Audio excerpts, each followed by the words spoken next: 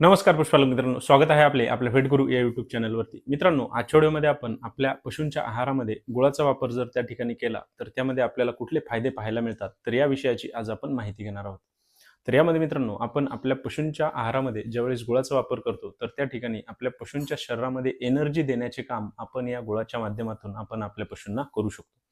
तसंच मित्रांनो, आपले पशु जर ताजे व्यालेले असतील तर त्यांच्यामध्ये एनर्जीची कमतरता झालेली असते, तर त्यामुळे त्या ठिकाणी आपल्याला या गुळाचा खूपच चांगला फायदा हा पाहायला मिळतो.